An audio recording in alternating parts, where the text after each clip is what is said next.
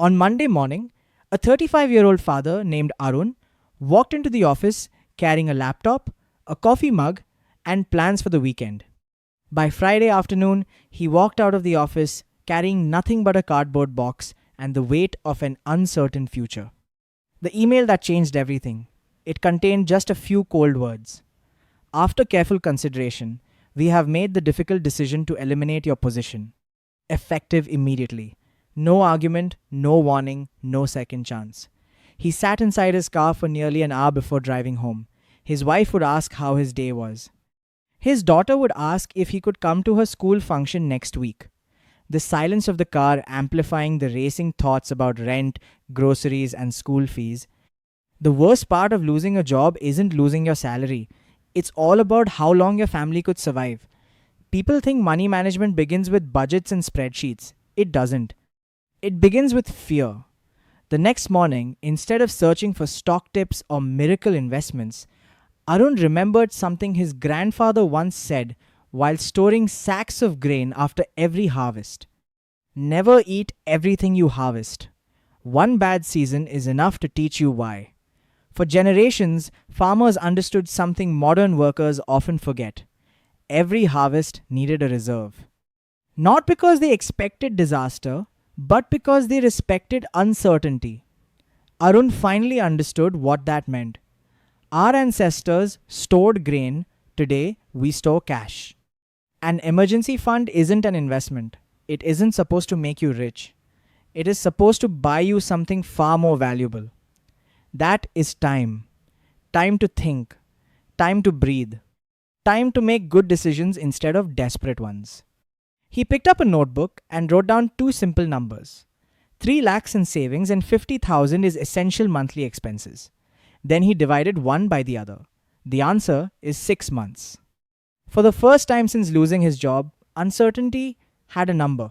He now knew exactly how long his savings could support his family, and that simple calculation transformed panic into a plan. Once fear becomes measurable, everything seems to become manageable. He had 6 months, and it is enough to think clearly. Then came another battle. His mind wanted to react immediately. Maybe withdraw his investments. Maybe buy another online course because someone promised 6-figure incomes in 30 days. Instead, Arun did something surprisingly difficult. For 72 hours, he refused to make a single major financial decision, like no panic selling, no emotional buying, no borrowing, no gambling on hope. Sometimes, the wisest financial decision is to let your emotions settle before your wallet makes the next move. As the panic began to fade, Arun remembered another lesson. This one from the wisdom of Chanakya. Every rupee must know its destination before it leaves your wallet. So, he divided what remained. One part would protect the family's daily life. One part would remain untouched as an emergency reserve. Another part would be invested in himself. Because in uncertain times, the greatest asset isn't your portfolio, it's your ability to earn again.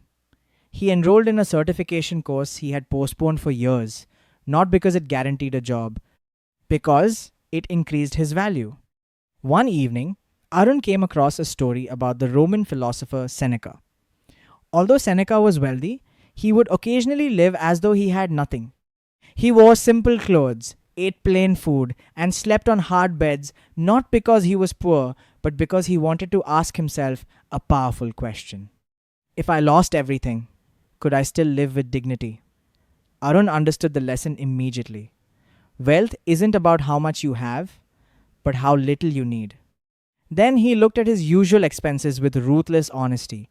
3 streaming subscriptions, unused memberships, weekend luxuries that had quietly become habits. He cancelled them without resentment. This wasn't punishment, it was protection.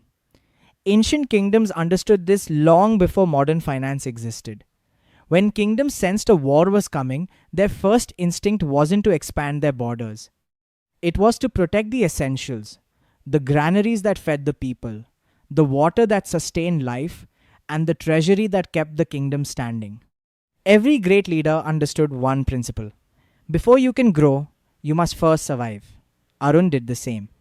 He protected his home, his food, and healthcare, he told to himself that everything else could wait. Weeks passed. Job applications went out. Some received no reply. Some ended in rejection. Fear whispered, maybe this is the end. But Arun had learned something his old job never taught him. True security doesn't come from a single paycheck. He promised himself he would never depend on just one source of income again. So, he started small. He took on freelance projects in the evenings, helped a former colleague with contract work, tutored a neighborhood student on weekends, and accepted referrals from old clients whenever opportunities appeared. None of these brought back his old salary overnight. But together, they gave him something far more valuable than money. They gave him back his confidence. He realized that relying on a single salary is like standing on one leg. The stronger future isn't built by finding one perfect job, it's built by becoming difficult to knock down. Now I'd love to hear from you. How are you preparing for life's uncertainties? Share your thoughts and your experience in the comments. It might give hope to someone who needs it today.